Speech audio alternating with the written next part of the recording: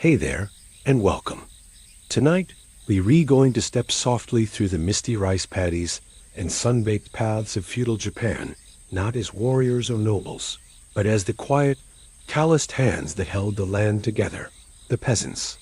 While history often celebrates the samurai's sword or the shogun's decree, it's easy to forget the millions who toiled in silence, planting, harvesting, mowing, enduring. And if you enjoy this glimpse into the forgotten corners of history, don't forget to like, subscribe, and share this journey with others. Let's begin. In this journey, we'll explore what daily life was really like for those born with little and expected to give everything.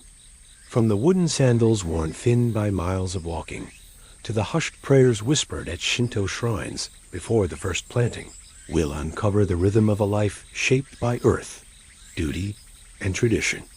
You'll feel the weight of taxes demanded by distant lords, the joy of a fleeting village festival, and the quiet sorrow of dreams never spoken aloud. So settle in and let the flickering candlelight guide your imagination back to a world of thatched roofs, rustling fields, and smoke curling up from the cooking hearth. You never chose to be born a peasant. Long before your first breath stirred the dust of a rice hut, your life had already been decided. In feudal Japan, the class into which you were born wasn't just a description, it was a life sentence. The house is a simple minka thatch roof, with wooden walls that do little to keep out the cold in winter or the insects in summer. You share it with your parents, your siblings, and maybe a grandparent or an uncle. There are no beds, only straw mats. Food is plain and seasonal. Miso soup, some rice, maybe a few pickled vegetables, and if you're lucky, dried fish. Family names don't mean much here. The landowners and samurai keep the ornate titles. That would be the Ada or Hinin outcast groups who dealt with death, leather, or other unclean trades. You are not shunned in that way. In fact, as a rice farmer, you're considered essential. The samurai who rule over you may look down on you in private, but publicly, they revere the peasant as the backbone of the country. You may visit on festival days, lighting incense, tying wishes to trees, or watching the monks chant sutras. But your understanding of faith is more practical than philosophical. You pray for rain, for healthy crops, for your children not to die in infancy. Spirits are everywhere in the wind, the stream, the stones, and you grow up learning which ones to respect and which ones to fear. During festival days, there's music made from drums and flutes, dancing under paper lanterns, and children racing with fireflies. Maybe of illness or accident or old age at 50. Your name will not appear in history books. No statue will be carved in your honor. But you are not forgotten. Your life, small, invisible, and unremarked, was the engine that powered all of feudal Japan. Without you, there would be no rice for the emperor's bowl, no taxes for the daimyo's castle, no silk for the noble's robe. You are a peasant, yes, but your hands built the country. You may eat mochi or drink sake for the new year. On quiet evenings, you sit with your family around a fire, listening to folktales passed down from old mouths. There is laughter, even love, just not in the ways you've seen in noble paintings. Without your rice, there is no tax revenue. Without your labor, there is no wealth. You are poor, but indispensable. When they ride through the village, you bow low, avoiding eye contact. If a samurai feels you've been disrespectful, they have the right to strike you down literally. You trade rice for cloth, firewood for salt, eggs for sandals. Money is something merchants and officials deal with. Your wealth is measured in how much you can grow, how strong your ox is, and how many healthy children you have. It is a rare event, but the fear is real. The hierarchy is absolute. Peasants serve samurai. Samurai serve their lords. And the lords serve the shogun, or at least they claim to. You are defined more by your place. The boy from the northern rice field, the girl whose family keeps the oxen. Love is a luxury you're not expected to afford. Your partner is likely from the same village, maybe even the same extended family. Your parents arrange the union based on land, strength, or connections. Together, you build a life that mirrors your parents. You raise children who will repeat the cycle: birth, toil, harvest, death. In autumn, you harvest, your hands blistered and back bent from long days bent over the flooded fields. In winter, you repair tools, weave cloth, and tend to household chores while snow gathers on the thatch above your head. Each season brings its own joys and quiet miseries. A good harvest might mean extra food. A bad one might mean starvation, or worse debt. Your village is your whole world. Most people here will never leave it, not because they can't, but because they wouldn't know where to go. After the harvest, inspectors come from the castle town to measure your yield. You know how much is yours, and how much must be handed over. There's no hiding it, they inspect every sack. Some years, your family barely scrapes by after the tax is collected. In especially cruel seasons, families are forced to borrow rice or sell tools, livestock, even their daughters into servitude or marriage, just to survive. The outside world is not yours to explore. Travel is expensive, dangerous, and reserved for monks, merchants, or samurai. You open your eyes in a small wooden home that smells of damp straw, fermented rice, and earth. Outside, your father is already walking into the fields, his footsteps silent against the worn footpaths carved through generations of labor. Your mother wraps you in old cloth, and from the moment you cry, the world reminds you gently, and then insistently, that you belong to the soil. Your family lives in a rural village, maybe near a stretch of rice paddies nestled at the base of a misty mountain. There is no formal education. You learn by watching, by mimicking, by being told what is good and what brings shame. Not in a symbolic way, your hands become calloused with real labor. You scatter feed for the chickens, pull weeds from the vegetable patch, and chase crows away from the newly planted rice shoots. You carry firewood, sweep the floor, and learn how to balance a yoke on your shoulders, fetching water from the stream that cuts through your village.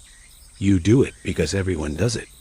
There is no reward, no praise, only the silent expectation that you'll become just like your parents, and they like theirs before them. Your father teaches you how to plant rice in narrow, waterlogged fields. Your mother teaches you how to mend clothes and pick herbs. What you wear is rough homespun cotton or hemp dyed with indigo. It's functional, not fashionable. Your clothes serve as a second skin while you work the fields or gather firewood. From the age of 5 or 6, you're expected to help. Your name is simple, perhaps Tar, if you're the eldest son, or Hanako, if you're a girl. You are born a member of the Hayakusho, the peasant class, and while that may sound lowly, it's not the very bottom. The seasons control everything. In spring, you plant. In summer, you weed and watch the rice grow, hoping the rain comes at the right time. Taxes are paid in rice, not money. Religion gives some structure to your life. Your village has a small Shinto shrine or a Buddhist temple. The samurai don't live among you. They reside in the castle town, perched on higher ground, both physically and socially. You marry young, often in your early teens. Marriages are arranged, not romantic. You rarely see money. Coinage exists, but for a peasant, barter is king. Despite the hardship, not everything is bleak. The village is a tight-knit community. You know every face, every voice. You are born into the fields, and you die in them. In the quiet hush of early morning, before the first rooster's crow breaks the silence, the peasant home stirs with faint sounds, a shuffle of straw, a creak of wood, the slow exhale of someone waking beneath a thin blanket. The house is modest, more shelter than sanctuary, its walls fashioned from packed mud, and its roof layered thick with bundles of rice straw. It is not large, perhaps only one room, or if the family is fortunate, two, but it holds generations. Grandparents, parents, children, sometimes even cousins or in-laws. Space is precious, privacy unknown. You wake on the tatami, or if the family cannot afford them, on worn straw mats laid across hard-packed earth. Most evenings, the family simply makes do with firelight. Shadows flicker on the walls. Conversations are hushed. When it rains, the scent of damp earth fills the home. Sometimes it leaks. Buckets catch drips. If it storms, you brace yourself. The wind rattles the rafters, and you pray that the roof holds. A place to honor the spirits, the ancestors, the kami. A simple shelf, perhaps with a candle, a bowl of rice, or a sprig of evergreen. There is closeness in the shared space, a quiet sense of unity. You can hear your mother's soft breathing at night. You feel your grandfather shift beside you. The body may lie in the house for a time before burial. Prayers are said. Neighbors visit. Offerings are made. You hang white paper, clean the space, speak softly for days. And yet, life resumes. The harvest cannot wait. The dead become ancestors, joining the altar's quiet presence. Your baby sister stirs in her sleep, and someone gently soothes her. A whispered tale of the capital, a story about samurai. But your house is your world. You may never leave it. And in the stillness of its quiet walls, you carry on the rhythm of generations past, silent, enduring, and full of unspoken strength. Your entire life will unfold beneath this roof, your birth, your work, your rest, and one day, your death. The rhythm of life is slow, predictable, and that, in its own way, is comforting. You don't speak loudly near it. The presence of spirits is woven into daily life. You ask for their protection. You offer thanks. These are the rare nights when laughter returns to the home in full, if only briefly. The flickering lights outside echo the flickering hearth within. The peasants your people know how to hold joy without excess, how to celebrate without forgetting tomorrow's labor. Sometimes, when crops fail or a relative falls ill, you wonder if you've offended them. Repairs are done with what's available. Straw is gathered after the harvest. Mud is mixed by hand. A boy might begin working in the fields at 5 or 6, learning how to swing a hoe, plant rice, or herd animals. A girl helps her mother sweep, fetch water, and cook. There's always work, and when there isn't, there's still something that could be done. To rest without reason feels indulgent. You sleep when the work is done, and even then, often not enough. You work on your home the same way you work on your field, with care, with endurance, with no guarantee of reward. The day's labor has worn down every body in the room, and what little energy remains is saved for tomorrow. You rarely hear laughter, not because there's no joy, but because it's been shaped into something quiet, subtle, restrained. A small smile while sharing rice. A gentle story told by a grandparent to a sleepy child. Humor here doesn't need volume. It has weight in its silence. Your bedding is a simple futon if lucky, or a shared quilt if not. There is no space for waste. Baskets hang from pegs, filled with dried vegetables or tools. Water comes from a shared village well or stream. You carry it in buckets, balancing them on a wooden yoke across your shoulders. It's heavy. Everything is heavy, but you get used to it. A few wooden bowls and chopsticks are stacked neatly on a shelf. Clothing, handmade and patched over time, is folded or hung. You don't own much, no one in the village does. But what you have is cared for, mended, passed down. The sense of shared ownership is strong. A single knife may belong to the whole family. An iron pot, perhaps gifted by a wealthier neighbor years ago, becomes one of the household's most valued treasures. The room smells faintly of smoke. There's always a lingering scent from the sunken hearth, the airori that sits in the center of the room.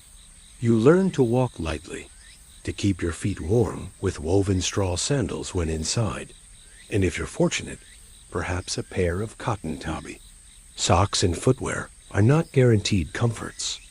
The cold slips in easily through the cracks in the walls. The fire helps, but not much. On especially icy nights, everyone huddles together under a single quilt. Body heat is the most reliable warmth. It is the heart of the home, the source of heat and cooked food, and a place around which stories are told during the long winter evenings. The smoke curls upward through a hole in the roof, but soot still collects on the low rafters, staining the ceiling dark and dusty. Insects sometimes nest up there, and occasionally a spider's web glistens in the morning light. Every corner of the home serves a purpose. The floor is not wood, but tamped down earth. It's cool to the touch, even in summer. In winter, it's unforgiving. Light comes from oil lamps or candles, if you can afford the oil or the wax. The walls are made of wattle and daub a lattice of wood, smeared with mud, straw, and sometimes animal dung to seal the gaps. There is no bathroom in the house.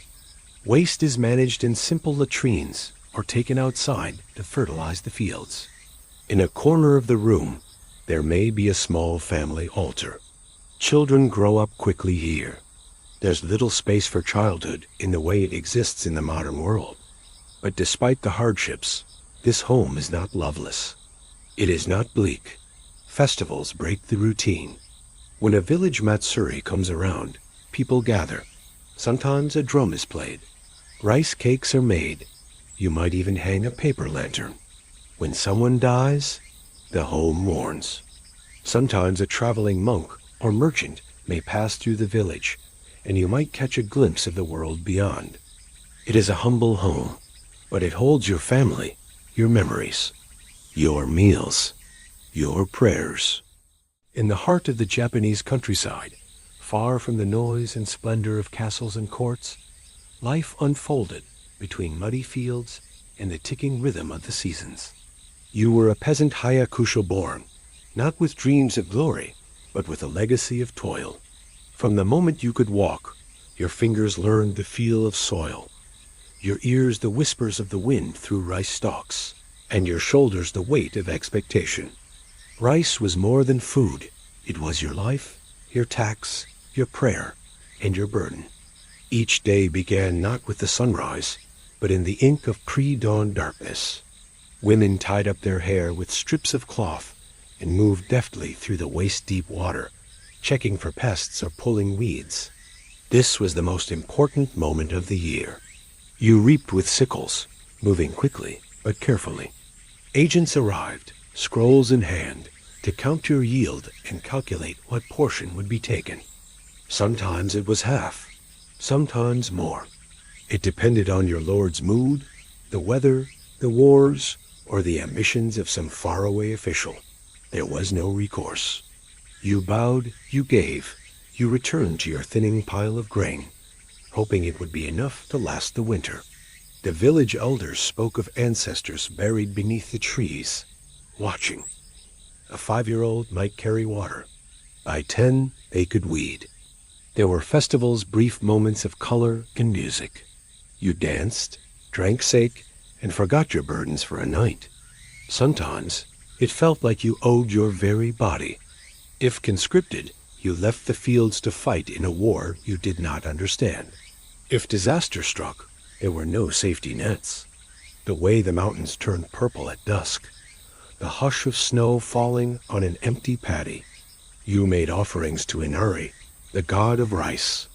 You bowed to the sunrise. You endured. The government's help was distant and rare. Your survival depended on your neighbors, your family, and the whims of the earth. It was a tightrope walk over hardship, where one misstep could end in ruin. But it was also a life full of quiet dignity, deep community, and a spiritual connection to the land that cannot be easily dismissed. You weren't just farming. You were participating in the heartbeat of a civilization. You wore your best kimono, laughed with your neighbors, and watched the moonlight play across the rice fields like a silver dream. By 14, they might take a plot of their own. Boys were taught to dig irrigation channels and repair embankments. Girls learned to cook, weave, and help with the harvest.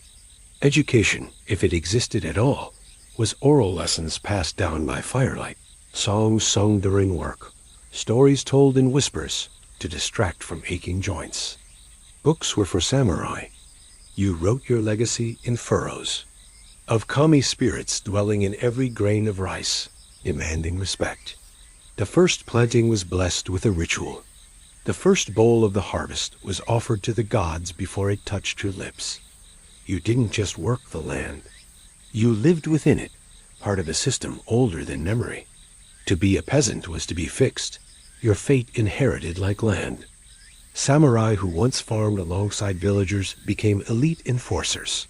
Laws multiplied. You were told when to plant, what to plant, and how much to give. A single misstep could damage a plant or cut a hand.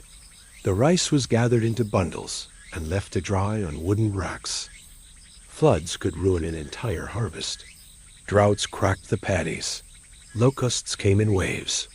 Disease could spread in the stagnant water, striking down the old and the young. A single bad season meant not only hunger, but ruin. Debts piled up. Families sold land, tools, or even daughters. Some fled and became wanderers, bandits, or worse. There was a kind of joy in this communal effort, the promise of full bellies, the smell of new grain. But it was also when the village prepared for its heaviest burden, the tax. Children scared away birds with clappers. The days were long, the air thick with the scent of damp earth, and the nights filled with the hum of insects and the occasional howl of wolves in the distance. In lean years, you mixed in millet or chestnuts, or simply tightened your belt and drank tea to trick your stomach. You learned to be grateful for pickled radish and dried fish.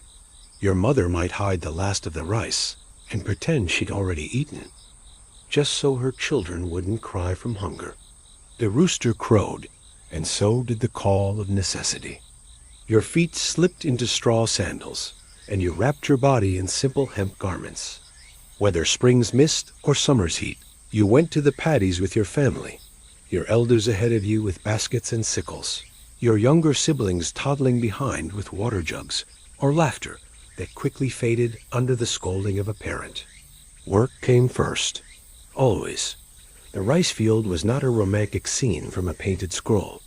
It was wet, cold, and backbreaking. Planting began in late spring, when seedlings raised in nursery beds were ready to be transferred into the flooded paddies. Everything was built by hand or bartered from the village blacksmith. There was no luxury of mechanization. Every stalk of rice grew from the imprint of human labor. And it wasn't only rice.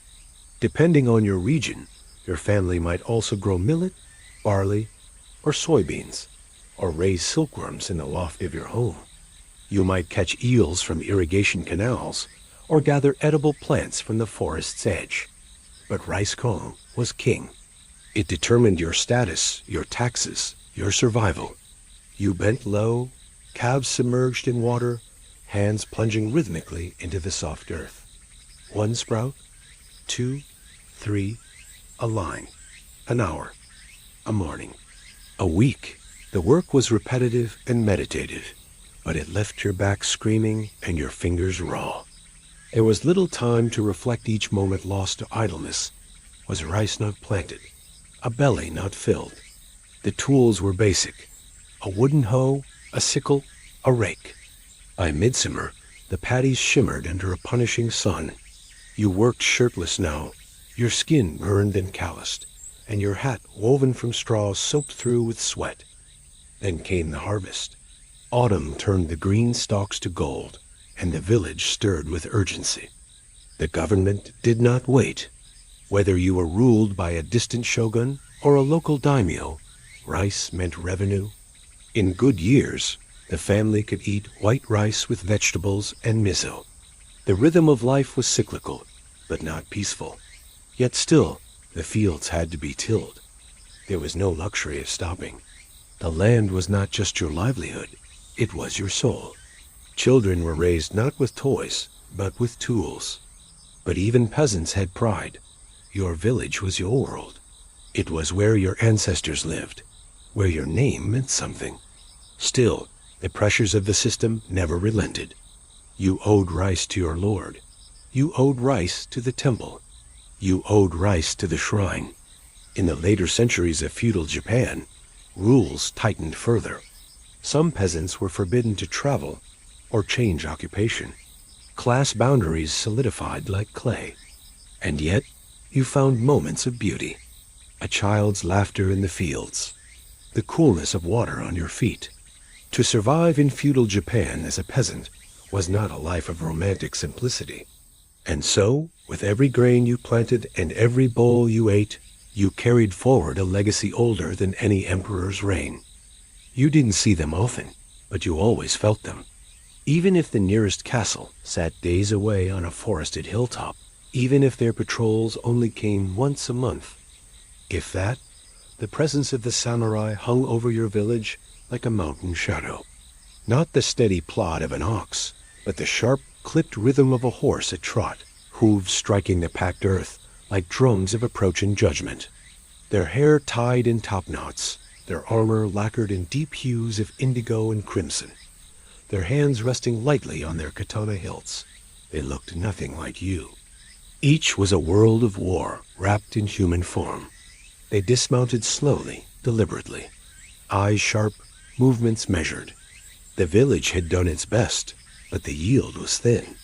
Rice baskets once heaped high now looked half full. The tax was due, but the grain wasn't there. They dismounted, inspected the grain store, and found it lacking. The headman explained. He bowed so low his forehead touched the dirt. He begged for patience, for time. The lead samurai listened, expression unreadable. You remember the glint of the blade, curved and perfect. It wasn't swung not yet. It was a threat, a question, a reminder. No one spoke. No one moved. The samurai did not need to strike. His blade, drawn and held in the air, said everything. You have failed. Rumors spread that another village upriver had been punished, beaten, stripped, even burned. That night, the villagers gathered what they could. A few men left to beg neighboring settlements for spare rice. You told them, in whispers, about the boy who laughed when a samurai dropped his chopsticks. He had a gentle voice and asked about the children. He once helped repair the village bridge after a storm. No sword, no threat, just labor and calm leadership. He drank with the elders during New Year's, shared salted plums, even brought a scroll of poetry once and read it by lantern light. For a moment, you imagined that the world could be different, that swords might be symbols, not sentences. The samurai returned, and order was restored with cold finality. One man, drunk and angry, had raised a tool against a visiting officer. You did not see what happened next, but the man's house was empty the next morning. His family gone, his name erased from temple records. The message was clear, about the man who forgot to bow in time, about the merchant who haggled too boldly. Their stories ended in silence, not because they were forgotten, but because speaking too much of them might summon tragedy again. They were never fully part of the celebration.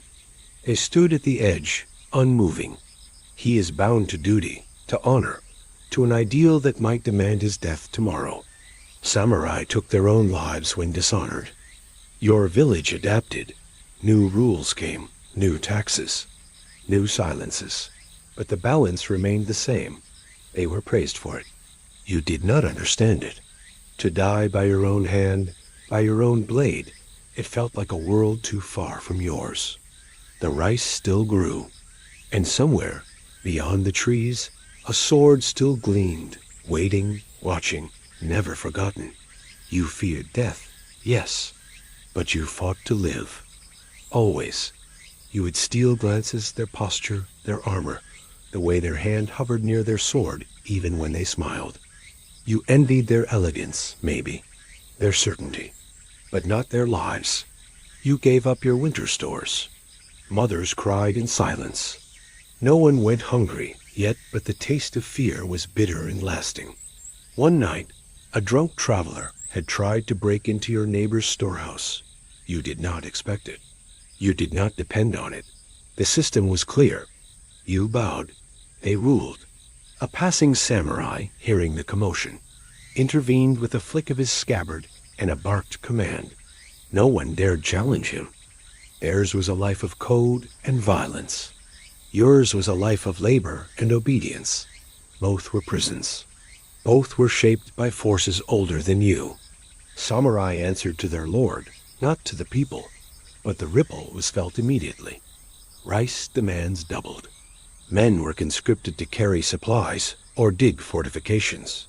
Villages along the warpath were emptied, burned, or occupied. You remember hiding once in the forest with your family while soldiers passed through, your heart beating louder than your breath. You returned to find trampled fields and a missing pig. No explanation, no apology. They trained in martial arts kenjutsu, kudo, and more while you trained in survival. They studied Confucian texts and calligraphy. You studied rain patterns and rice pests. Their homes were built on stone foundations. Yours on earth. They wore silk. You wore hemp. They had names that carried weight across provinces. Your name was known only in your valley. In moments like those, you were grateful for their authority. No one wanted to believe it, but fear doesn't wait for confirmation. You worked double, triple time. You borrowed rice from neighbors. The local daimyo whom you had never seen appointed them to uphold order, enforce justice, and defend the land from bandits or uprisings. And, to their credit, sometimes they did. One insult, one misunderstanding, one moment of disrespect, and blood could be spilled. The law permitted it. The Kirasut Gomen, the right to strike down a commoner for dishonor, was a sword hanging over every word you spoke. Of course, samurai were expected to show restraint, but expectations were not guarantees. You offered dried fish, woven goods, anything. Still, it was not enough. The village headman bowed low, and you followed suit without question. Respect wasn't a gesture. It was survival. Children ran inside. Women ducked their heads. Men paused, wiped their hands, and stood tall, though their hearts tightened. No matter how many times you'd seen them ride in, your body remembered fear. Their swords, even sheathed, commanded silence. These were not myths. These were real men, trained in sword and strategy, armor and authority, and they lived in a world above yours, a world of command, of war, of rules etched in steel. You were a peasant. They were your lords, but their existence was not simply protection. It was a storm forever looming on the edge of your field. You heard the first sign before you saw the hooves. When the samurai came into view, the air thickened. Sometimes their visits were routine, collecting reports, inspecting roads, or checking the rice quota. A young samurai might take notes on a scroll, asking questions about harvest times, irrigation ditches, or recent illnesses. An older one might sit in the headman's house, sipping tea and barely speaking. These moments passed like the wind, uneasy, but temporary. You returned to your fields afterward with the silent gratitude that no trouble had been stirred. But not all visits were peaceful. You remember one summer. The rain had come late, and the crops were stunted. And then they came. A group of 5 samurai, silent as ghosts, rode into the village square one gray morning. No announcement, no pleasantries. Then, without a word, he drew his sword. The sound, the hiss of steel sliding from its sheath, froze the village. Even the birds stopped. He did not kill the headman that day, but he made him kneel in front of the village and confess his incompetence. A humiliation worse than injury. This was the paradox of samurai power. On paper, they were your protectors. There were stories sung true of samurai chasing off raiders or punishing a corrupt village official. But it was a double-edged sword. Samurai were not gods. but they carried godlike power over your life. You taught your children not to stare, not to speak unless spoken to, not to ever question. And yet, some samurai were kind.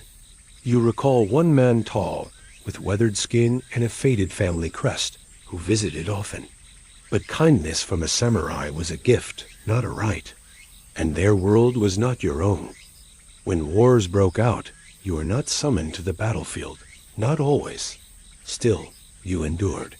There were moments when villagers snapped, a rice thief caught, a tax protest whispered, a fight in the fields, but the response was swift. And so you lived beneath the gaze of the blade, not always visible, but always there.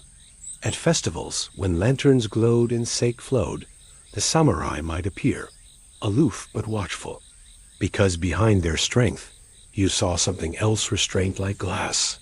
A man with a sword is never fully free. Years passed. The seasons changed. Some samurai grew old and left, replaced by younger, more severe men. You were the soil. They were the steel.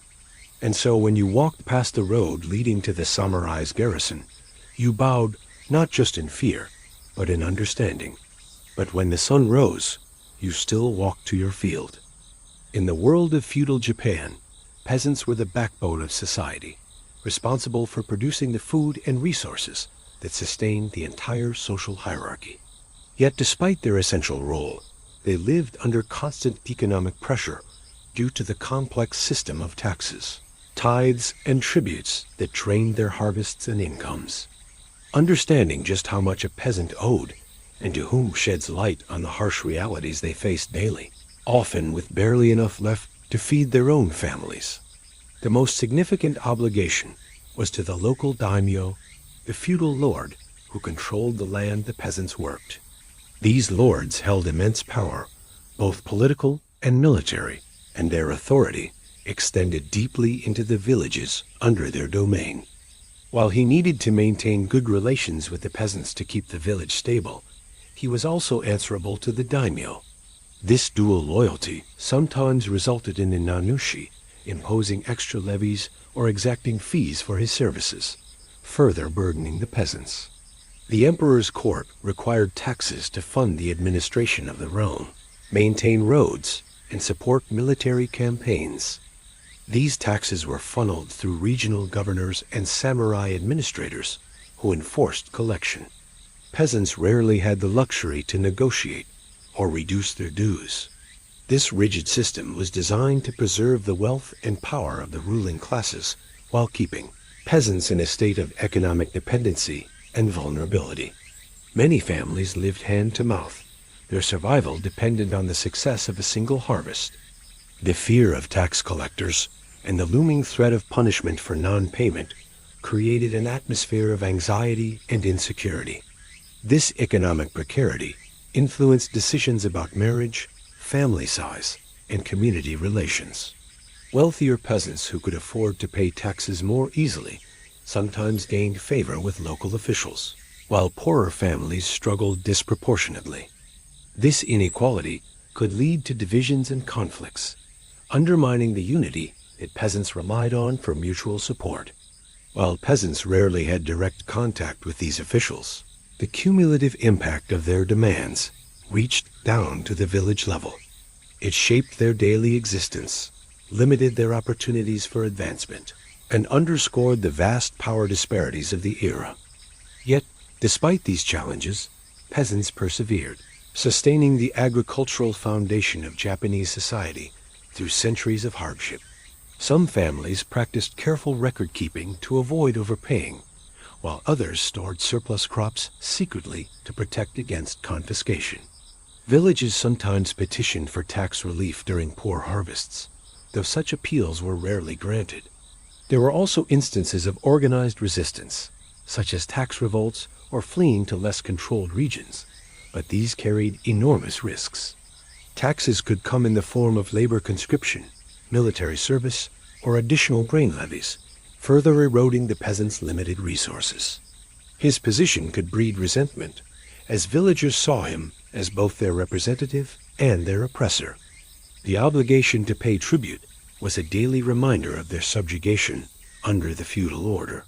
Peasants were rarely allowed to own land outright, and the taxes they paid ensured that the wealth generated by their labor enriched the daimyo and samurai class above them. This meant that from the moment a seed was planted, peasants knew that a large part of their labor would not benefit their household, but instead fill the coffers of their lord. The need to meet tax quotas encouraged collective labor and mutual aid among villagers, fostering strong community ties. Festivals, religious observances, and village governance were often organized to balance the hardships of peasant life, providing moments of social cohesion and relief. Yet they also required offerings and tributes, often collected in rice or other goods. These contributions supported the maintenance of temples, payment for priests, and funding for community ceremonies. Instead of monetary payment, peasants provided unpaid labor for their lord's projects, such as building roads, maintaining irrigation systems, or constructing castles. These obligations took time away from tending their own fields, reducing their ability to produce food and adding to their hardships. For peasants already stretched thin by secular taxes, these religious obligations added another layer of economic demand. The village headman, known as the nanushi, played a crucial role in this system. Appointed by the daimyo or sometimes elected locally, the nanushi acted as the intermediary between the peasants and the lord's officials. He was responsible for managing the village's day-to-day affairs, organizing labor, and most importantly, ensuring the collection and delivery of taxes. The pressure to meet these quotas was immense because failure to deliver could result in confiscation of land or other punitive measures. In bad years, when the weather was harsh or pests ravaged crops, meeting tax demands was almost impossible, yet peasants had little recourse. The tax system was designed to serve the interests of the ruling class, with scant consideration for the peasants' well-being. The daimyo's right to collect taxes was unquestioned, and peasants were legally bound to deliver a fixed portion of their crops, most commonly rice, as payment. This tax was usually paid in kind rather than currency, as coins were scarce in rural areas and barter was the norm. The percentage of the harvest demanded was steep, sometimes up to half of what a family produced. Beyond the daimyo's tax, peasants owed additional tithes and tributes to other authorities and institutions, further stretching their resources thin. However, the nanushi's role was complex and often conflicted. Religious institutions also claimed their share from the peasants. Shinto shrines and Buddhist temples were deeply integrated into village life, offering spiritual guidance, festivals, and rites of passage. The imperial government, though distant and more removed from daily village life, imposed its own expectations. To complicate matters, many peasants were also responsible for paying various forms of labor tax, known as corvée. The total tax burden was therefore a complicated web of obligations to multiple authorities, all legally enforced. Despite these overwhelming demands, peasants developed strategies to cope and sometimes resist. The constant pressure to produce and pay taxes shaped peasant life in profound ways. In addition to the financial strain, the tax system reinforced social hierarchies and maintained the peasant class's low status. The impact of these taxes extended beyond economics into the social and cultural fabric of peasant communities. However, the system also sowed seeds of tension and inequality within villages. Overall, the heavy burden of taxes, tithes, and tributes was a defining feature of peasant life in feudal Japan. In feudal Japan, the life of a peasant woman was one of relentless labor, quiet endurance, and vital, yet often invisible, contributions to the survival and stability of the household and community. While the historical focus often falls on the samurai or the ruling class's rice cultivation, the economic and cultural foundation of feudal Japan required constant care through the planting, tending, and harvesting seasons. When the agricultural work was done, or slowed by the seasons, women turned their attention to a range of other tasks crucial to the household economy. They prepared meals for often large families, grinding grain, making rice cakes, boiling soups, and preserving food for lean months. They spun thread from cotton or hemp and wove it into fabric to make clothing, bedding, and household items. This process was time-intensive, involving manual spinning wheels and simple looms. Women were the glue that held families together during times of scarcity, illness, or social tension. They offered comfort, discipline, and education to children, passing on cultural traditions, religious beliefs, and practical knowledge. Managing the household budget, deciding how to allocate scarce food supplies, and negotiating with neighbors for goods or labor exchange gave women important, if informal, authority. Women often participated in local shrine festivals, honored ancestral spirits, and observed seasonal rituals. They served as caretakers of family altars and transmitters of folk beliefs.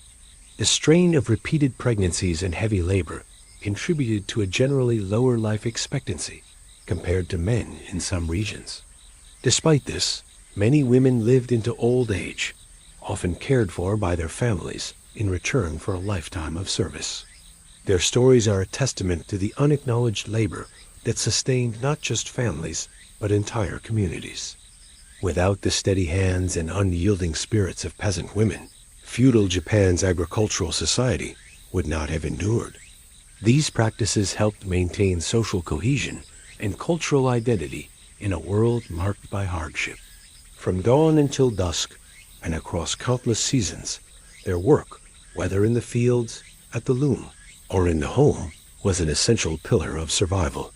Their resilience under harsh conditions, combined with their dedication to family and community, reflects a profound strength that history must recognize and remember. During times of war or famine, women's responsibilities often expanded as men were conscripted or lost to conflict. Peasant women sometimes managed farms independently or led communities in their husband's absence. Their adaptability and perseverance were key to the survival of rural Japan.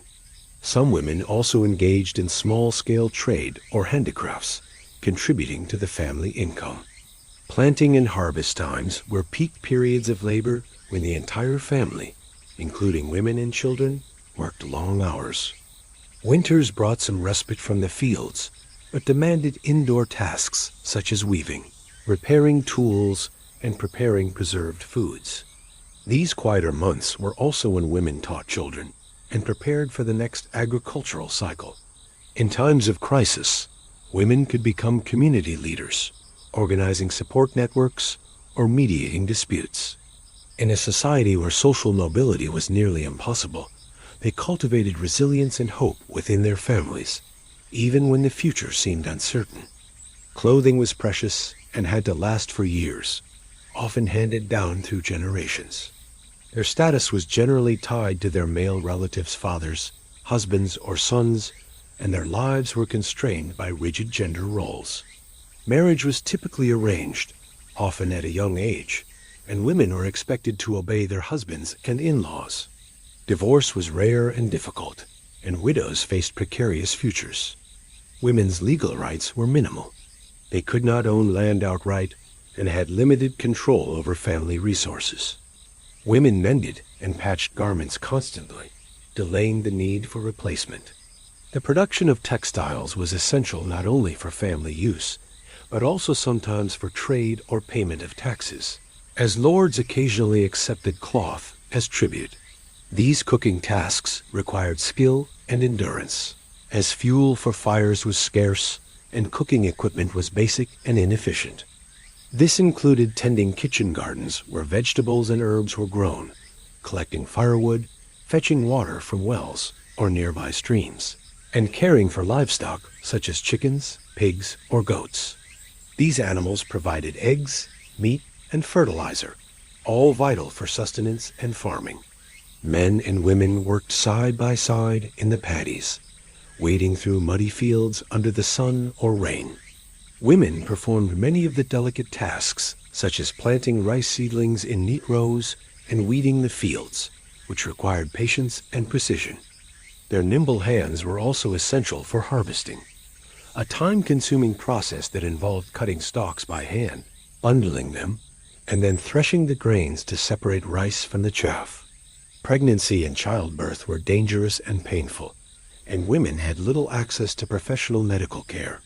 After birth, mothers balanced the needs of their children with their other responsibilities, nursing infants while continuing household and fieldwork. Older daughters often took on caregiving roles for younger siblings, helping to ease their mother's burdens. The true backbone of rural society was the countless women who balanced a multitude of demanding roles, tending the fields, raising children, managing the household, and producing essential goods like cloth. Their work was both physically exhausting and emotionally taxing, yet it was rarely acknowledged in the grand historical narratives. Understanding the full scope of peasant women's labor reveals a world of resilience, responsibility, and strength that kept feudal Japan's rural society functioning. From the moment a girl was born into a peasant family, her future was shaped by expectations centered on service and sacrifice. Unlike in the higher classes, where some women might receive education or training in the arts, peasant girls learned from an early age the importance of hard work. By the time they were toddlers, they were often given small chores to prepare them for the lifelong duties ahead. As they grew, these responsibilities expanded rapidly. By their teenage years, girls were indispensable members of the household labor force, with skills in cooking, cleaning, spinning thread, weaving fabric, and helping in the fields. Agricultural labor was the most demanding and unrelenting part of a peasant woman's life. But the physical labor in the fields was only one aspect of women's contribution. Inside the home, women were responsible for maintaining a clean and orderly environment, which was no small feat given the typical peasant house's humble construction and the presence of dirt, pests, and limited sanitation facilities. A significant, often overlooked part of peasant women's labor was textile production. Motherhood was another demanding role. Peasant women bore and raised children in an environment with high infant mortality rates, limited medical knowledge, and constant work pressures. The emotional labor involved in peasant women's lives was significant, yet rarely recorded. Despite their crucial role, peasant women had little social power or public recognition. Yet within these constraints, women found ways to exercise agency and influence. Religious faith played a central role in many peasant women's lives, offering spiritual comfort and a sense of purpose. The cyclical nature of peasant life meant that women's workloads fluctuated with the seasons. Health challenges were ever present for peasant women. Malnutrition, physical exhaustion, and exposure to the elements took their toll.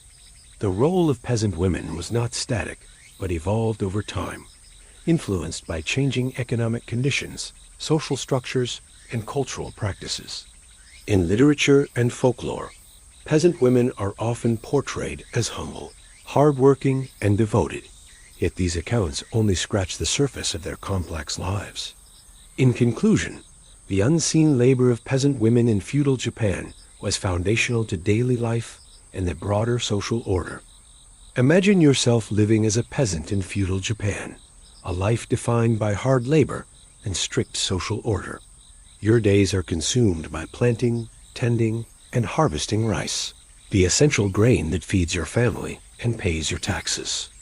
The seasons shape your every action, and yet amid this demanding routine, there are special moments when the rhythms of your life shift, times when the entire village gathers to honor the gods and spirits, believed to control the forces of nature and ensure the fertility of the land. These are the festivals and Shinto rites, the bright threads of color and joy woven into an otherwise harsh existence. As a peasant, you know that the gods, or kami, are everywhere in the rivers, the trees, the mountains, and even in the air you breathe. The marketplace near the shrine fills with stalls selling sweets, dried fish, and crafts. The rice planting festival, for example, takes place in spring when you plant seedlings in the paddies. Rituals involve symbolic planting by priests or village elders to invoke the gods' blessing on the crops. Later in autumn, the harvest festival celebrates the successful gathering of rice and other crops. You might bring offerings to the shrine when your child is born, or at the planting of a new field. Before entering sacred spaces, you wash your hands and rinse your mouth at a purification basin, symbolically cleansing yourself of impurity. During festivals, you might receive a small piece of blessed paper or a charm to hang in your home, believed to protect you and your family. These rituals, though modest, are meaningful acts of devotion and connection to the spiritual world. You linger with friends and family, sharing stories and songs. The blessings of the kami, the support of neighbors, and the memories of laughter and dance carry you through the coming months of toil. The festivals remind you that even in hardship, moments of beauty, joy, and connection are possible. The sense of community is profound, a reminder that although your life is hard and constrained, you are part of something larger and enduring. A festival missed or a ritual performed incorrectly could anger the kami, leading to disaster.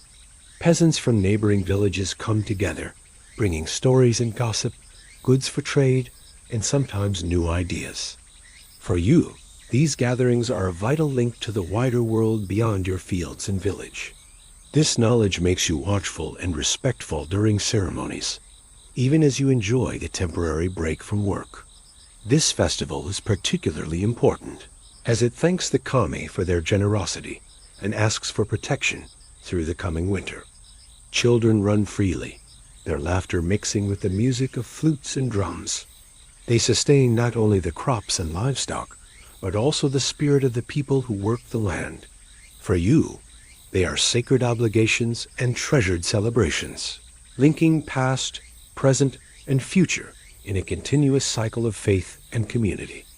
You might join in traditional dances or watch as performers reenact ancient myths and legends. Young couples may be blessed for future children, and families pray for healthy offspring.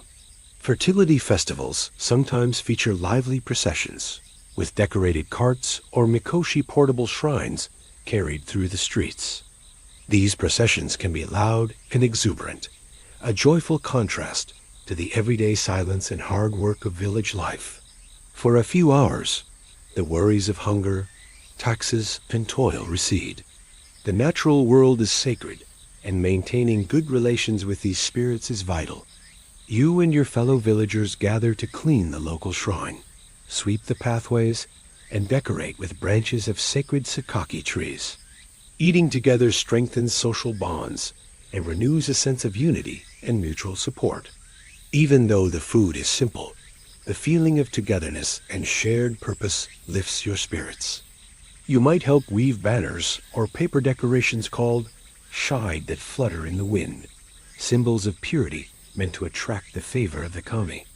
Every household contributes what it can: rice, sake, vegetables, or handmade goods to the offerings placed at the shrine's altar. Failure to honor the gods properly risks poor harvests, illness, or disaster. So despite your exhaustion, you prepare carefully for the festival days, seeing them as both a spiritual necessity and a rare chance for celebration. The preparation begins days or even weeks in advance. When the festival day arrives, the whole village is alive with anticipation. You dress in your best clothes, often simple, but freshly washed and mended garments, and make your way to the shrine with your family. The air buzzes with the mingled scents of incense, fresh pine, and the smoke of small ritual fires.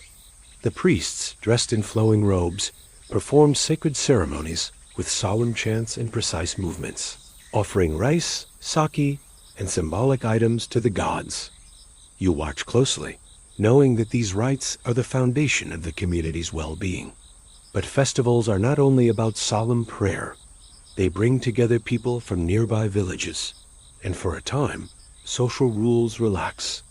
Many festivals center on the agricultural calendar. During these occasions, you participate in communal feasts, sharing bowls of freshly cooked rice, pickled vegetables, and sake with neighbors. Religious observances also include rites for fertility, both of the land and the people. Beyond the major festivals, Smaller rituals mark seasonal changes or personal milestones. The Shinto beliefs that guide these ceremonies teach you about purity, respect, and harmony with nature. Despite the joy these events bring, you also understand the seriousness of the rites. The festivals also offer rare opportunities for socializing and exchanging news. As evening falls, lanterns are lit, casting a warm glow over the shrine and nearby houses. When the festival ends, you return to your daily routine, strengthened by the experience. In this way, the festivals and Shinto rites are the heartbeat of peasant life in feudal Japan. Life as a peasant in feudal Japan was marked by relentless toil and unwavering hardship, but the dangers you faced extended far beyond the backbreaking work of the fields.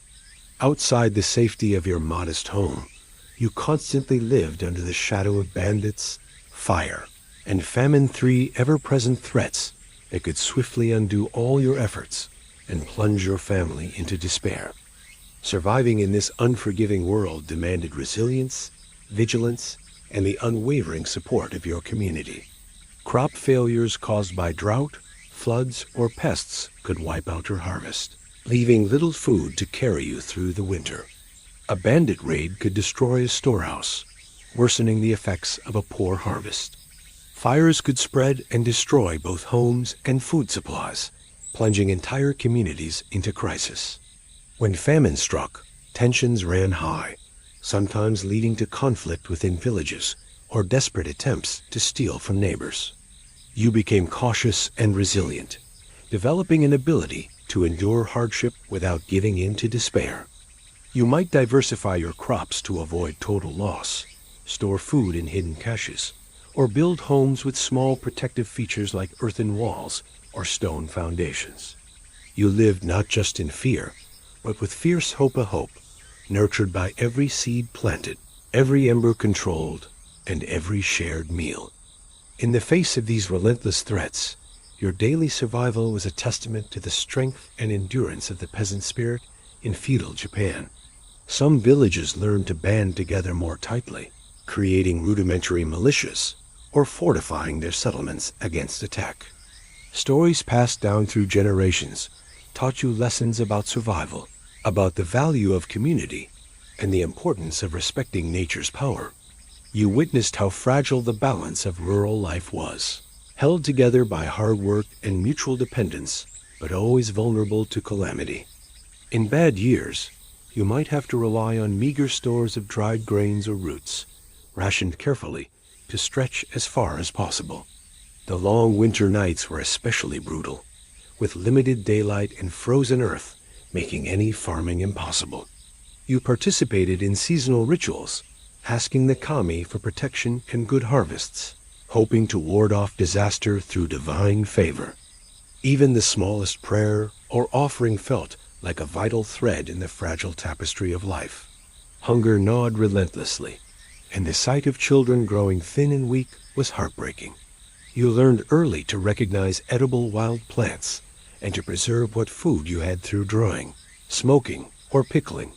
But even these skills sometimes weren't enough.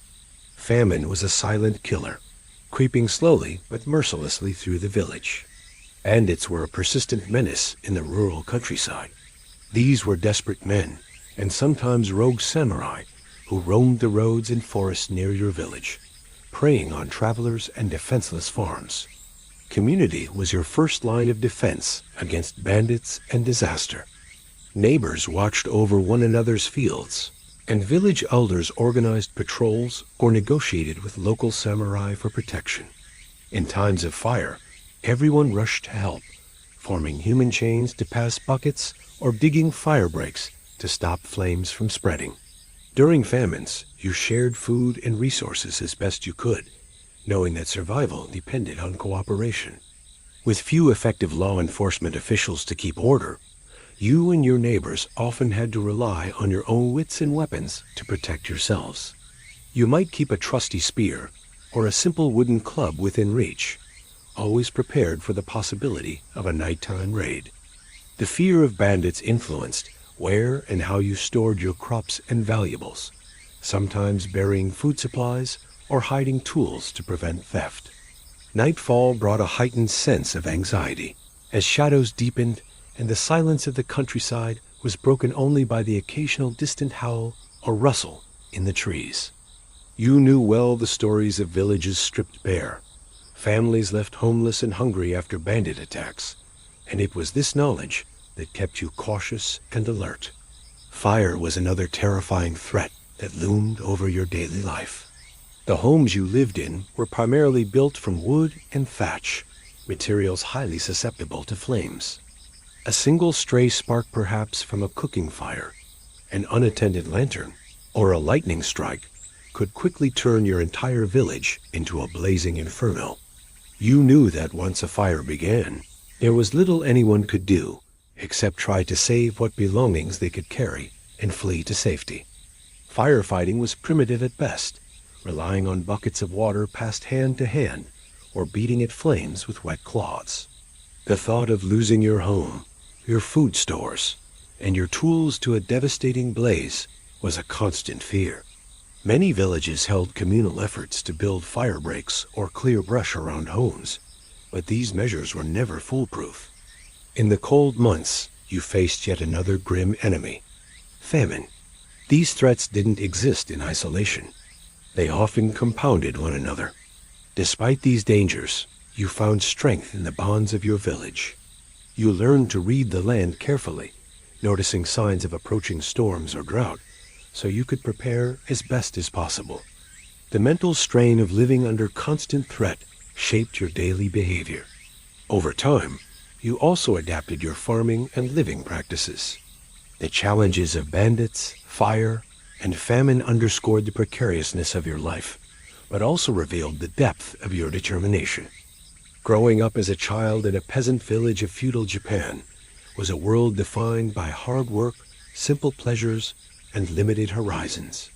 From the moment you could walk, your days were filled with responsibilities that most modern children would find overwhelming. Before you could play or rest, there were chores to complete. You learned how to spot weeds, how to water plants, and eventually, how to help with planting and harvesting. Although your hands were small and your strength limited, your efforts were valued.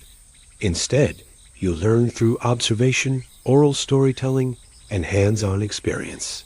From a young age, you understood your place in society and the expectations that came with it.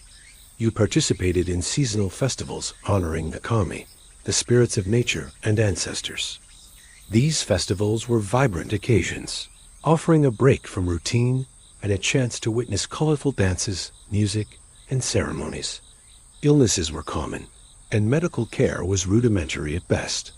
You saw friends or family members fall ill, and you understood from a young age that life was fragile. Accidents in the fields or exposure to harsh weather could quickly turn tragic. These harsh lessons tempered your youthful innocence and instilled a cautious respect for the world around you. They connected you to a world beyond the fields and homes, reminding you of the spiritual forces that influenced your fortunes. Your childhood was a blend of work and play, learning and loving, struggle and community.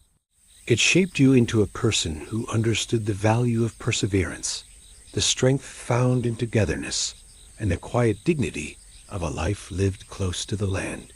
You wore simple garments made from hemp or cotton, often handed down or mended repeatedly. Food was basic and seasonal, mostly rice, vegetables, and occasional fish or preserved foods. Luxury items were rare, and you learned early to appreciate the small pleasures of fresh fruit or a special festival meal. This modest lifestyle was not a hardship you resented, but simply the way of life passed down through generations. At shrines, you might have offered small prayers or helped prepare offerings, learning respect and humility through these acts. Adolescence brought increased responsibilities, including more intensive labor during planting and harvest seasons.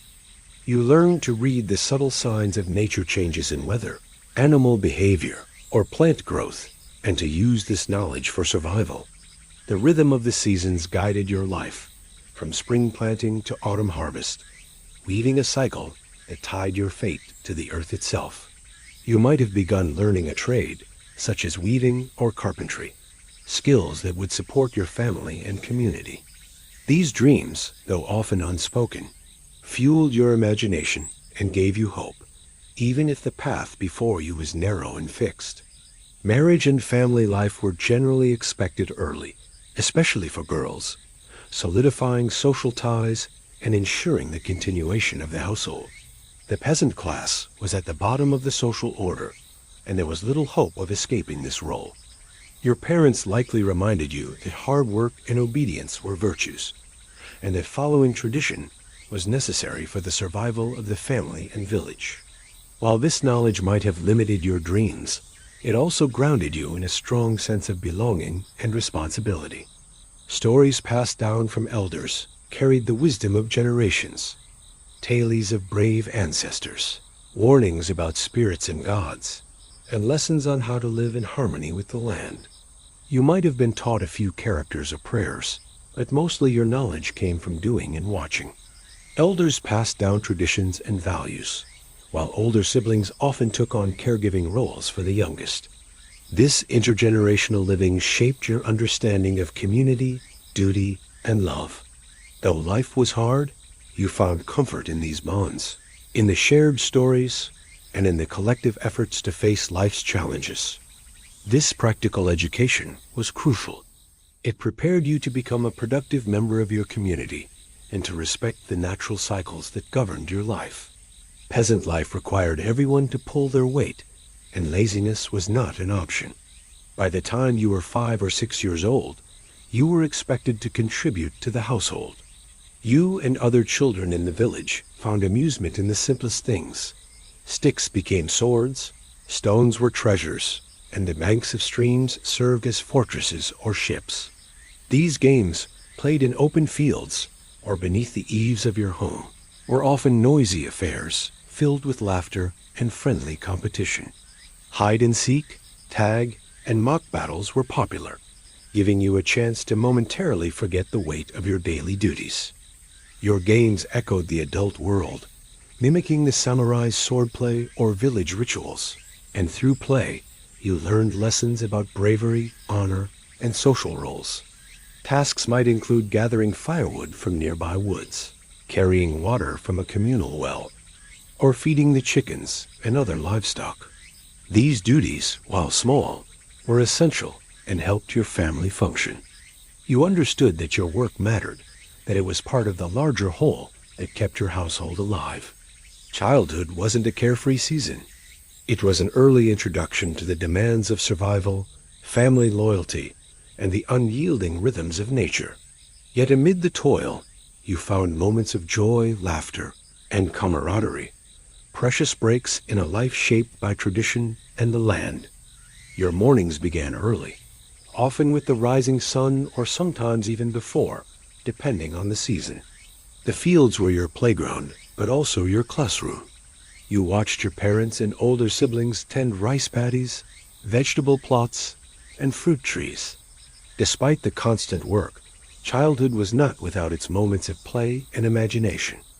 Education in your village was sparse and practical. Formal schooling was a luxury mostly reserved for the children of samurai or wealthy merchants.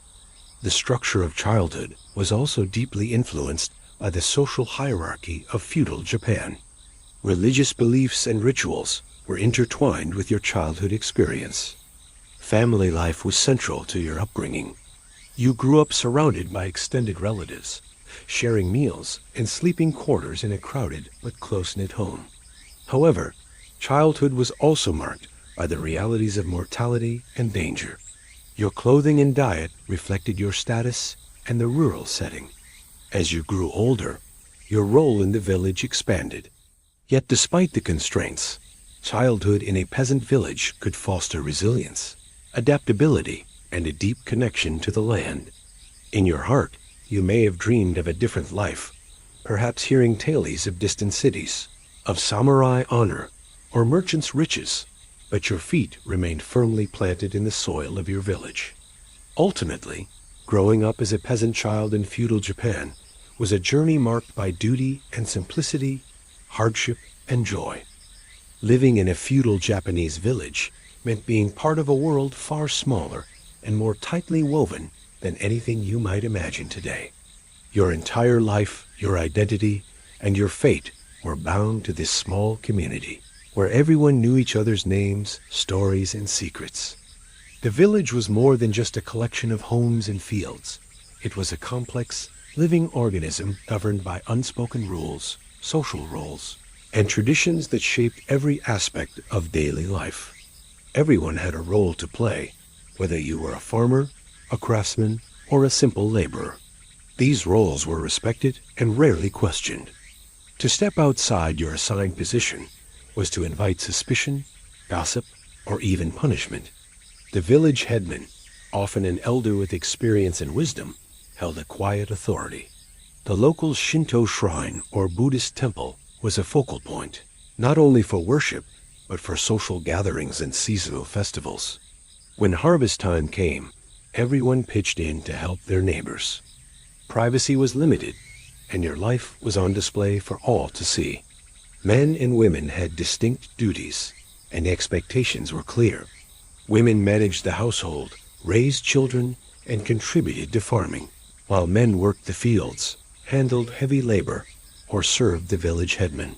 You woke with the dawn, worked until dusk, and found rest in the evenings with your family.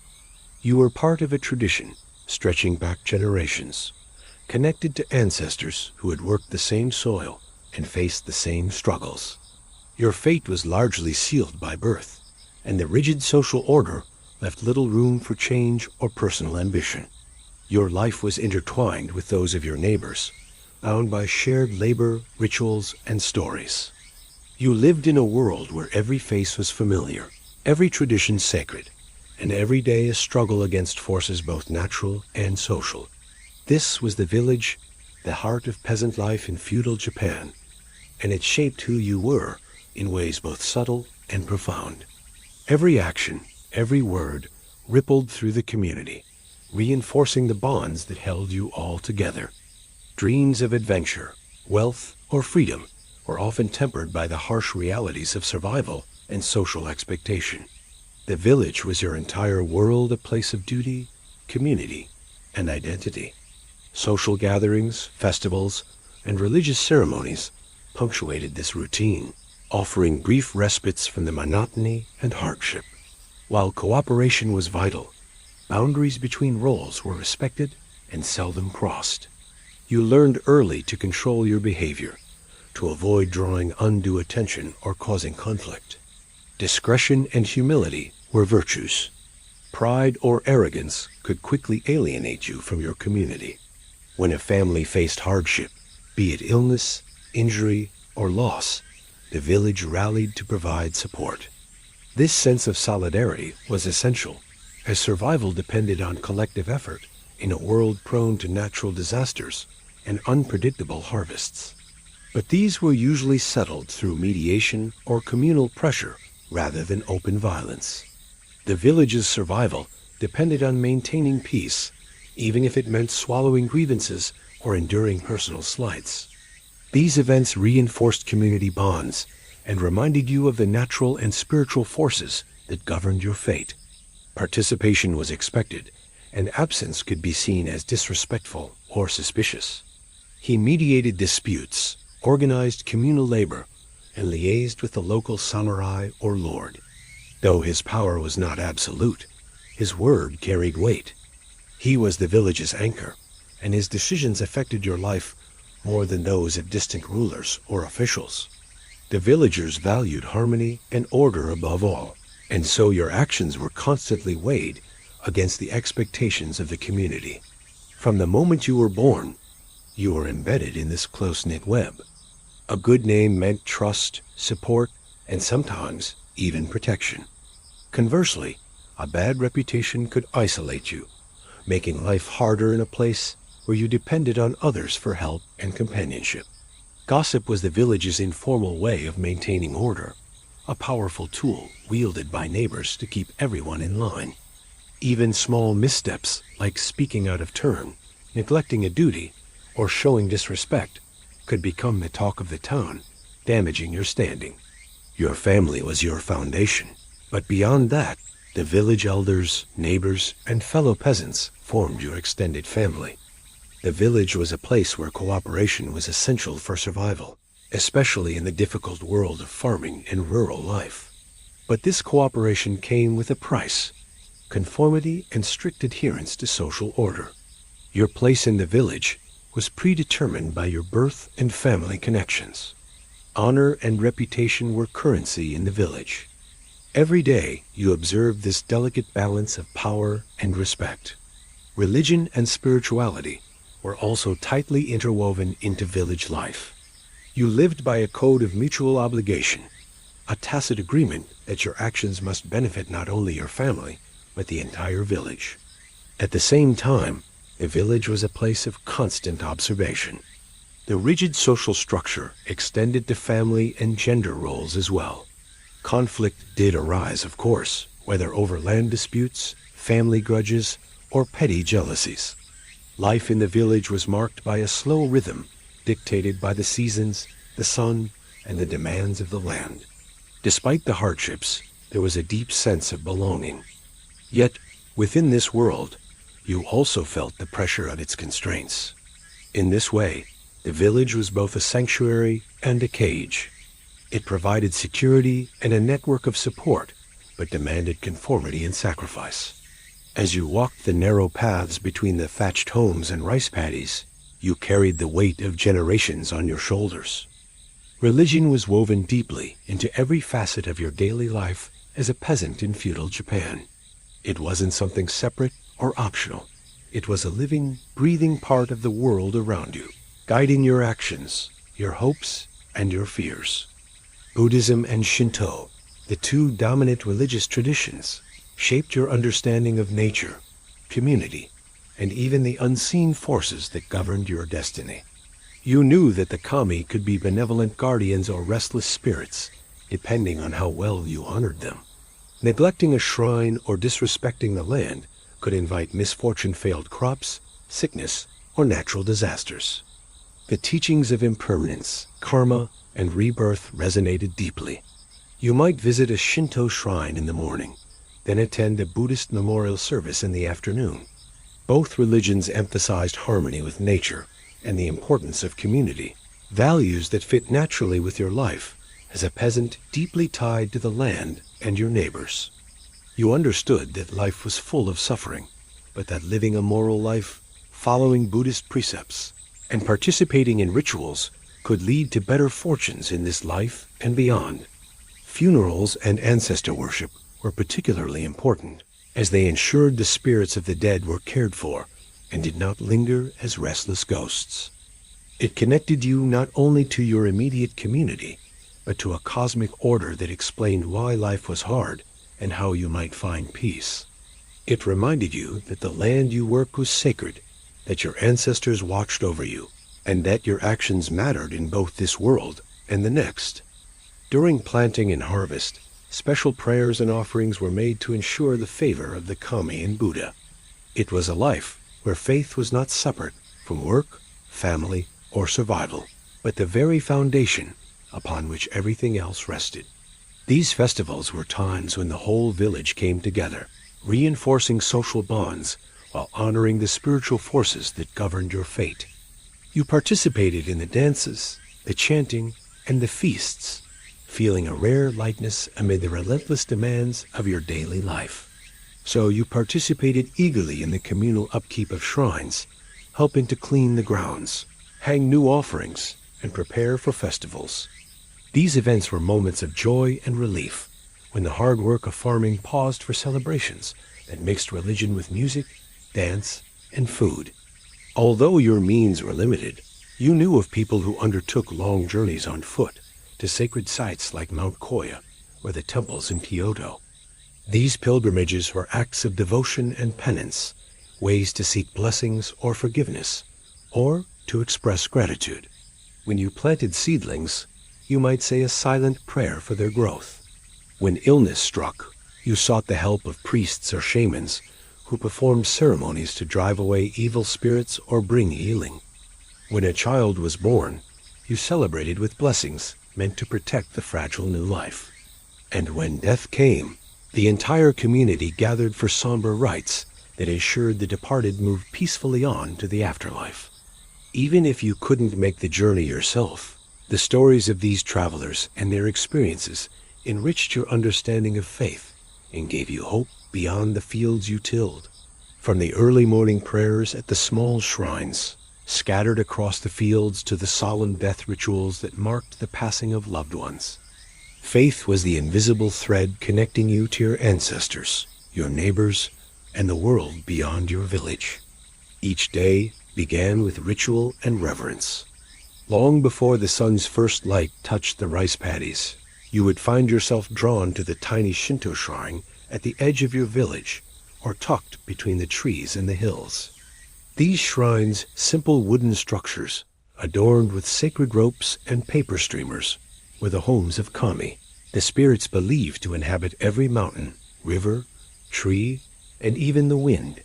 You approached with quiet steps, hands pressed together, bowing low to show respect.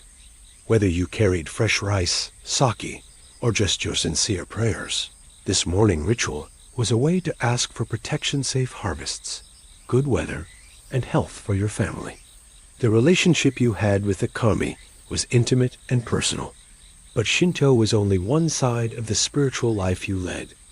Buddhism, brought to Japan centuries earlier from the Asian continent, added layers of philosophy and ritual that shaped your understanding of suffering, death, and the afterlife.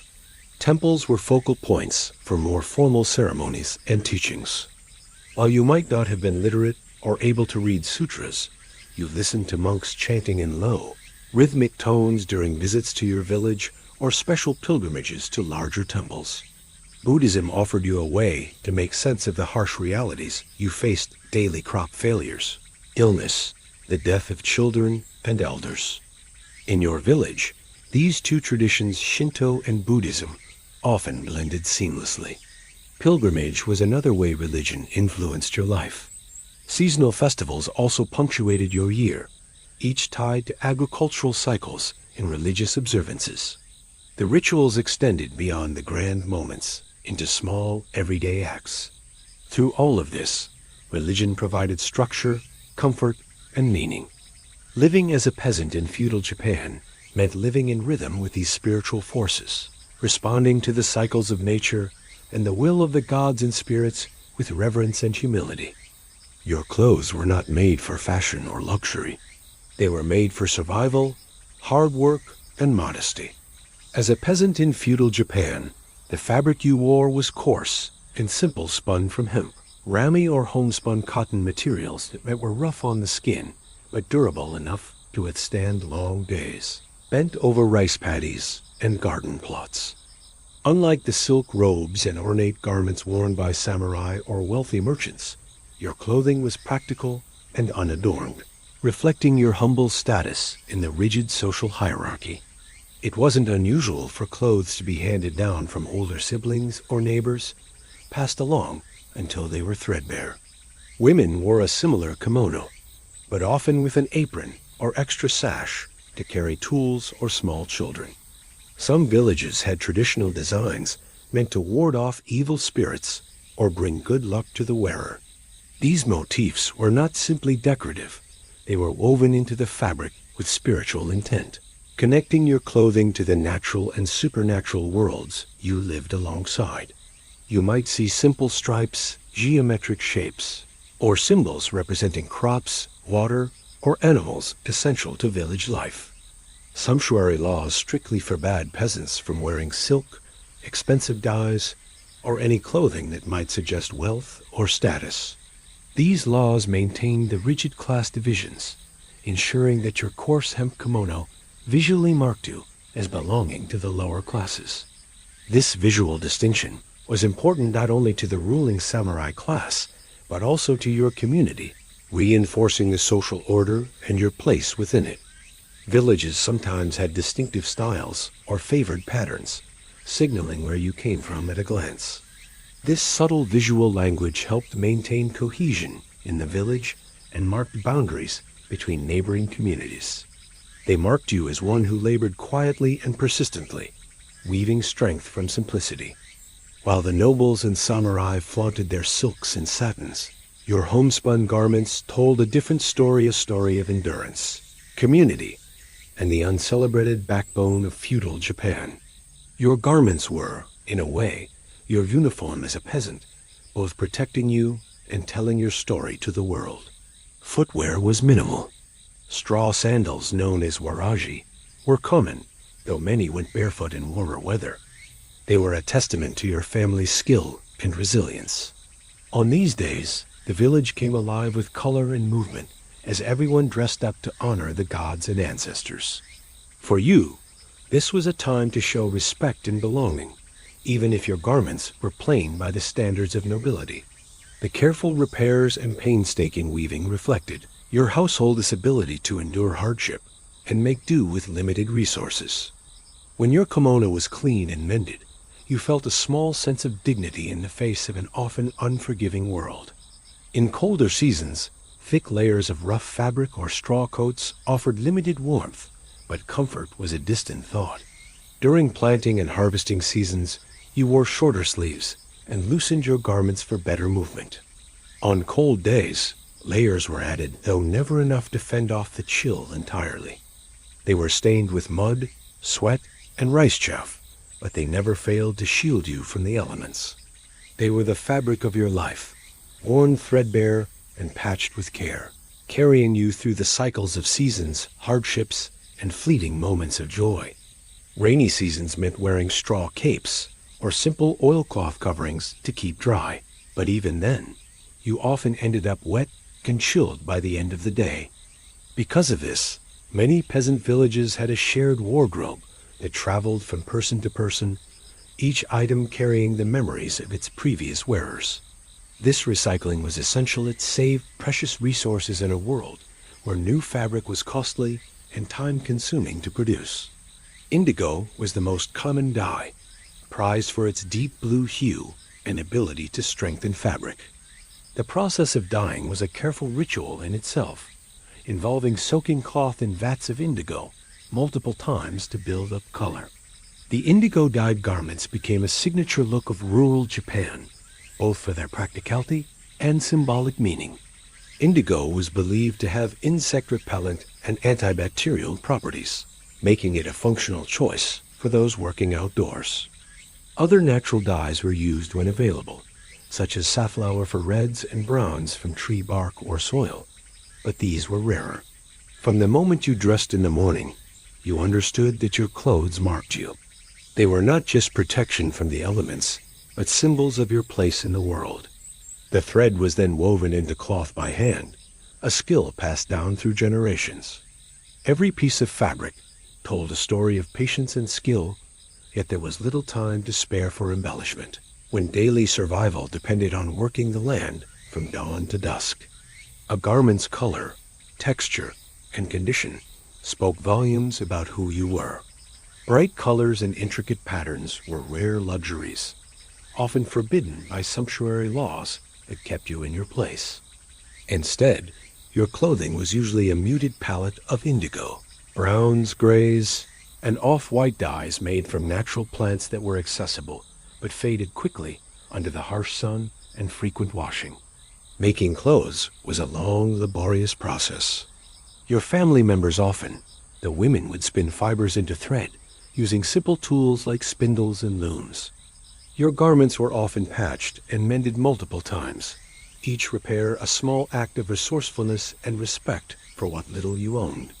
The basic outfit for men usually consisted of a simple kimono-like jacket called a noragi, paired with loose trousers or a loincloth known as a findashi during the hot months. Patterns on your clothing, when present, were subtle and functional. Dyeing fabrics was another skill, albeit limited by your resources. You learned early that clothing had to be adapted to the seasons and your daily tasks. Social and cultural rules dictated more than just the fabric you wore. They influenced how you presented yourself and what was considered appropriate. Despite these restrictions, there was pride in your garments. The seasonal festivals and religious ceremonies were rare occasions when you might wear your best clothes, still homespun but freshly washed and carefully patched. Clothing was also deeply tied to your family and community identity. As you moved through your daily tasks, planting seedlings, harvesting rice, tending animals, or weaving cloth, your clothes endured alongside you. Ultimately, your coarse clothes were a symbol of the peasant life itself rooted in the earth, shaped by nature's rhythms and defined by resilience. Living as a peasant in feudal Japan, you might believe that your lot was fixed and unchangeable. Born into your status, tied to the land, and bound by strict social rules, it could seem that resistance was futile. Most often, it was the unbearable weight of taxes and tithes that pushed you and your neighbors to the breaking point. They demanded exact payments, sometimes resorting to intimidation or outright theft. Families who failed to pay were punished harshly, land confiscated, tools seized, or worse. Feudal Japan was a land frequently scarred by conflict, and peasants often found themselves caught between rival clans or forced to provide labor and food for armies. There was no single, organized peasant army or unified political movement. Instead, small groups gathered, sometimes led by a charismatic figure or village elder, uniting against a common enemy. They might block roads to tax collectors, destroy official records, or storm local magistrates' offices. These leagues organized patrols, set up communal watches, and occasionally took up arms. Buddhist temples and Shinto shrines often acted as sanctuaries for peasants fleeing punishment, or as centers for organizing petitions. Some religious leaders spoke out against injustice, using sermons to inspire hope or defiance. It sometimes forced local officials to moderate their demands, improve governance, or be more responsive to peasant needs. Rebellions highlighted the limits of feudal control and the need for some level of fairness to maintain social order. It showed that even in the most constrained and difficult circumstances, people sought to assert their rights and protect their communities. Your life as a peasant was shaped by this constant tension between submission and resistance, a delicate balance that defined the centuries-long story of rural Japan. Over time, these pressures contributed to gradual reforms and changes in the relationship between lords and peasants. While monks and priests generally avoided direct confrontation with samurai, the spiritual support they offered to peasants helped sustain morale during difficult times. While not outright rebellions, these collective efforts represented a refusal to passively accept exploitation. The sense of community and mutual aid in these leagues was a lifeline amid hardship. These acts were bold but risky, as the ruling class had forces ready to suppress any unrest with overwhelming violence. Soldiers requisitioned your crops, commandeered your homes, and conscripted your young men.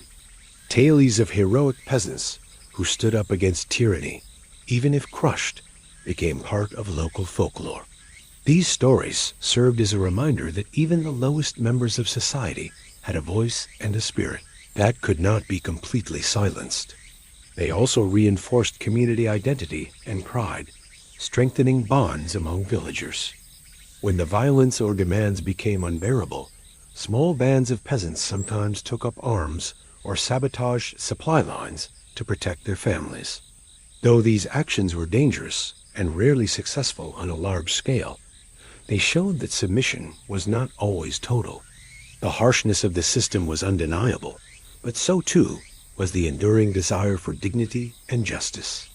Though your hands were often calloused from labor and your body weary, your spirit was not easily broken. For many peasants, the threat of losing their livelihood was a daily shadow. When a group of you banded together to resist these collectors, to refuse payment or to reclaim seized goods, that was the beginning of rebellion.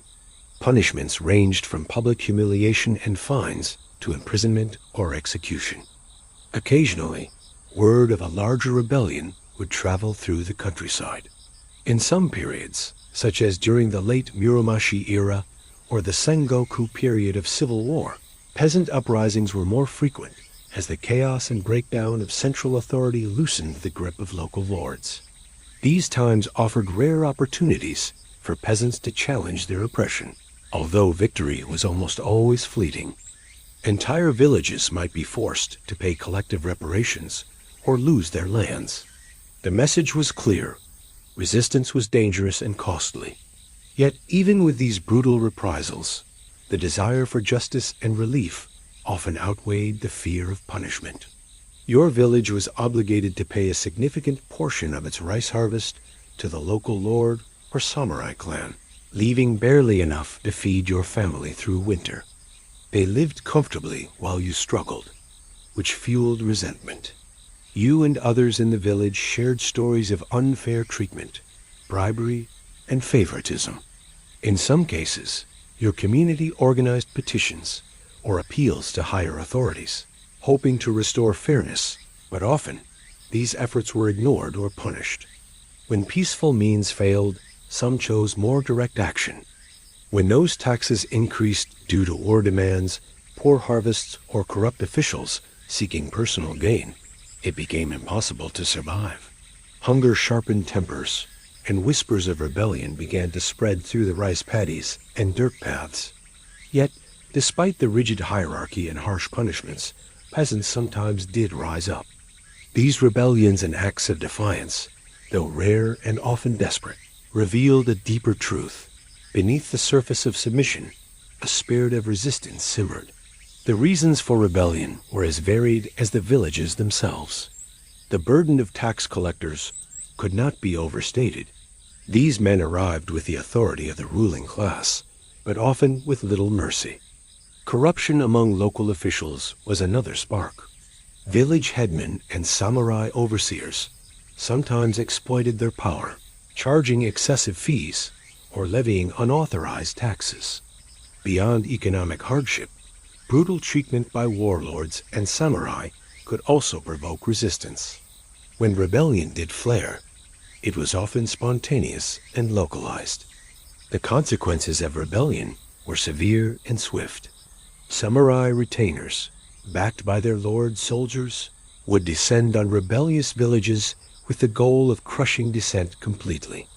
You would have seen these cycles of unrest as part of the rhythm of village life, tensions rising during years of famine or war, then quieting when conditions improved.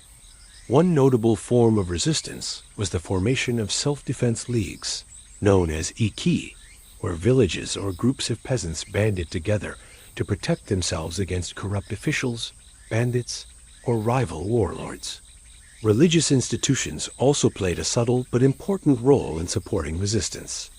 The cultural memory of rebellion was passed down through stories and songs. Despite the risks, a very active resistance had profound effects. Living through these moments of rebellion and resistance, you would have felt the complex mixture of fear, hope, and determination that defined peasant life. In the end, rebellion was a harsh reminder of the inequalities embedded in feudal Japan, but it was also a testament to human resilience. Living as a peasant in feudal Japan, your life was deeply intertwined with the rhythms of the natural world. The passing of seasons shaped every aspect of your existence, from the moment you woke in the morning to the chores that filled your day, the food you ate, and even your hopes for the future. As the cold grip of winter slowly loosened, you felt the first warm rays of sun on your face, and the earth beneath your feet begin to thaw. You rose before dawn to avoid the worst heat, working hard to weed the fields and maintain the irrigation systems that kept the paddies properly flooded. The rice and other crops you had nurtured through the months were now ready to harvest, and the success of the harvest could mean the difference between plenty and hunger. Snow might blanket the earth, covering the paddies and mountainsides in a white silence. You learned to read the skies, to notice subtle changes in the wind, the smell of rain, and the behavior of birds and insects. Spring planting might be accompanied by ceremonies to bless the fields, while autumn harvest festivals celebrated the bounty and gave thanks. The land demanded everything, but it also gave back in ways that sustained your family and your spirit. You knew that your survival depended on respect for nature's patterns, hard work, and cooperation with your neighbors. The seasons of the soul were as much about endurance and faith as they were about planting and harvest. These moments offered brief relief from the toil and were times for social connection and shared hope. The seasons reminded you of the rhythms of life and death, growth and decay, and your place within that eternal cycle. These signs guided your work and gave you clues about what was to come. Your relationship with the land was both practical and spiritual. You participated in seasonal rituals and offerings to the gods and ancestors, seeking protection for your crops and family. The cycle of seasons shaped not only your work, but also your worldview, an understanding that life was fragile and deeply connected to forces beyond your control. For you, this was a time of rest, but also of hardship. Food stores needed to be carefully rationed, as the days were short and cold. You spent more time indoors, repairing tools and clothing, tending to small indoor gardens or animals, and mending the household. The cold crept through the walls of your humble home, and without the comforts of modern heating, you endured biting nights, huddled near small fires. Social life slowed, but the isolation of winter was a test of endurance in its own right. The cold was not just physical, but mental, a season that challenged your spirit as much as your body. You longed for the returning warmth of spring, but knew you must survive the winter's grip. The work was backbreaking, bending over to cut stalks by hand with sickles, undling the grain, and then carrying heavy loads back to the village. Your body ached, and your hands were calloused from the constant labor. Harvesting was often a communal effort, with neighbors helping each other to finish the work before the rains returned. There was a tangible sense of relief mixed with exhaustion as the fruits of your labor finally came in. The drying and storing of the grain was another vital step, requiring careful attention to prevent spoilage or theft. Autumn was a time of gratitude, but also of worry. You knew that what you stored would have to last through the harsh winter months, and a poor harvest could mean dire consequences. The monsoon rains that swept across the region could be both a blessing and a curse. When they came gently and steadily, they nurtured the crops and promised a good yield. But fierce storms could flood fields too much, or wash away young plants, undoing weeks of hard labor in hours. The relentless sun also tested your endurance. You wore simple, loose clothing to protect yourself from the heat and sunburn, but the humidity made the days exhausting. In the fields, you were constantly alert to the pests and insects that threatened to devour your crops. Summer was a test of both your physical strength and your knowledge of the land, knowing when to tend the plants, how to divert water, and when to prepare for the coming harvest. It was the time to prepare the fields for the new planting. You woke early to till the soil, often using primitive wooden plows pulled by oxen, turning the hard-packed earth to ready it for rice seedlings and other crops. Planting rice was a painstaking process, especially in the iconic flooded paddies that required careful management of water levels. You and your family worked side by side, bending over in the muddy water, planting each tiny seedling with care and urgency. Every seed represented hope, hope for a bountiful harvest that would feed your family through the coming year. But spring was also a season of anxiety. You knew that your entire year's survival depended on these fragile plants taking root. Late frosts or sudden storms could ruin your efforts, and the pressure was enormous. The land was both your livelihood and your constant companion, demanding your attention and effort in cycles that repeated year after year.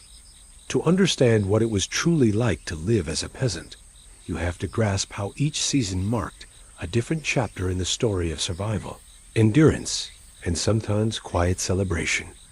Spring was a season of hope and endless work. Summer brought long, hot days and often sudden, violent storms. Autumn was perhaps the most critical and busiest season of all. Winter brought a stark contrast, a hush over the village and fields as cold winds swept through the landscape. Through all these seasons, your life was one of constant adaptation.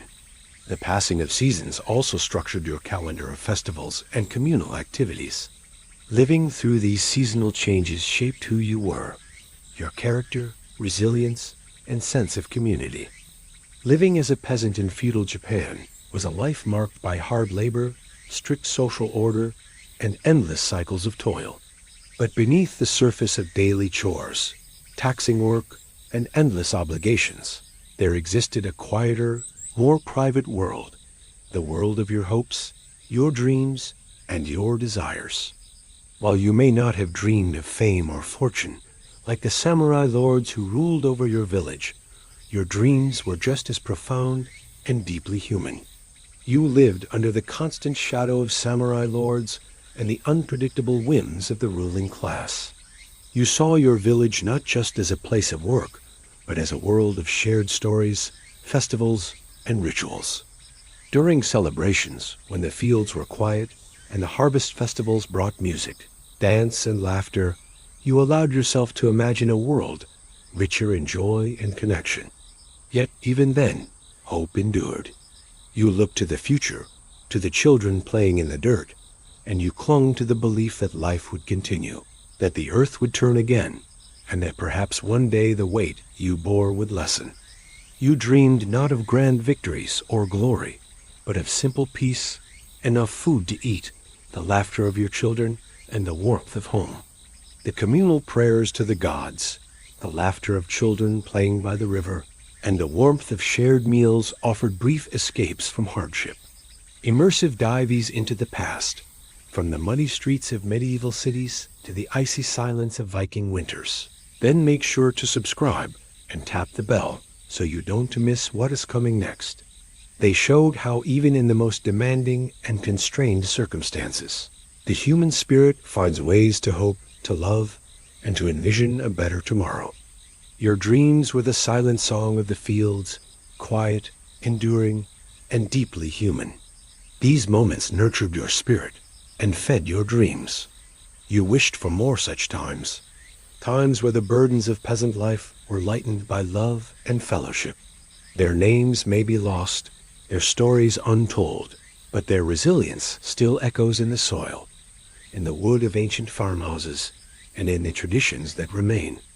Taxes could rise without warning, soldiers could march through your village, and disputes could lead to violence or forced labor.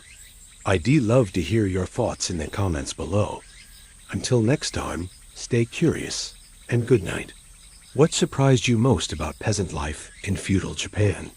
The fear of raids by bandits or harsh winters was ever present.